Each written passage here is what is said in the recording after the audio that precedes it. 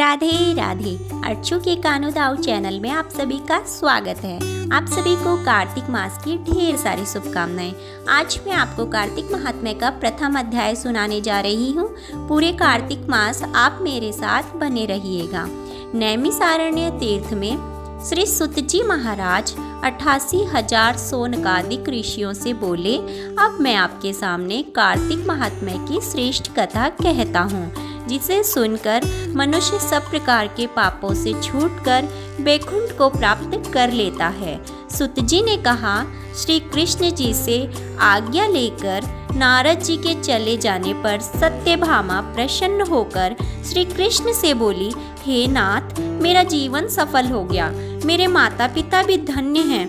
जो आपकी 16,000 रानियों में मैं अत्यधिक प्यारी हुई।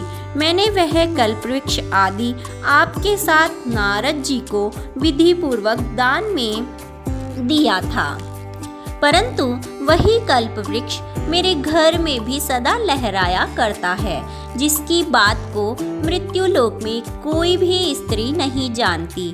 हे स्वामी, अब मैं आपसे पूछना चाहती हूँ, सो विस्तार पूर्वक कहिए, जिसे सुनकर मैं अपने हित कार्य करूँ, जिसके करने से कल्प पर्यंत मैं आपसे विमुख न हूँ। सुतजी कहने लगे, सत्यभामा के ऐसे वचनों को सुनकर श्री कृष्ण ने हंसते हुए सत्यभामा की बाह पकड़कर कल्प वृक्ष के नीचे ले गए और बोले, हे प्रिय, 16,000 स्त्रियों में से मुझे तुम प्राणों के समान प्यारी हो।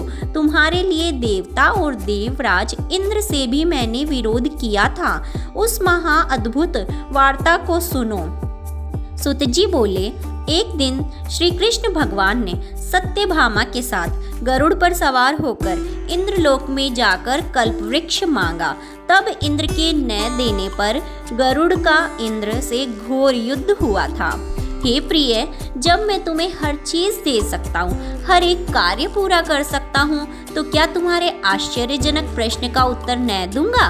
यह सुन सत्यभामा बोली, हे प्रभु, पूर्व जन्म में मेरा कैसा स्वभाव था, किसकी पुत्री थी, मैंने कौन सा दान, व्रत या तप नहीं किया जिसे मुझे मृत्युलोक में जन्म लेना पड़ा? और ऐसे कौन से शुभ कर्म किए जो यहाँ आकर आपकी अर्धांगिनी हुई और आप गरुड़ पर सवार होकर मुझे साथ में लिए इंद्रादि देवताओं के स्थानों पर फिरते हो?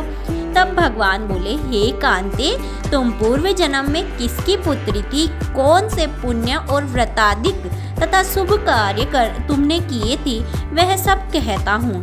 पूर्व समय में सतयुग के अंत में मायापुरी में अत्रि गोत्र में वेदों और यज्ञों को जानने वाले देव शर्मा नाम का ब्राह्मण रहता था। वह रोज अतिथियों की सेवा, हवन और सूर्य भगवान की पूजा करता था, इसीलिए सूर्य की तरह तेजस्वी था।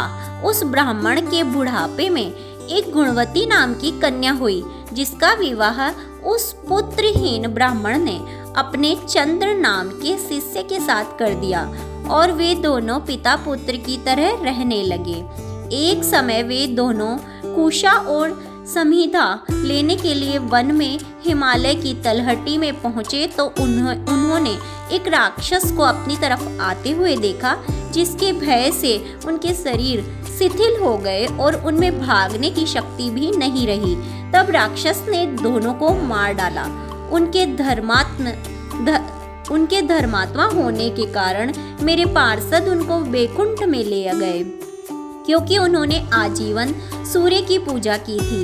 इसीलिए मैं दोनों पर अति प्रसन्न हुआ। जब वे दोनों विमान पर चढ़े हुए सूर्य के समान तेजस्वी, रूपवान, चंदन और माला धारण किए वैकुंठ में आए, तब मेरे पास दिव्य भोगों को भोगने लगे। लीलाधर की जय। राधे राधे।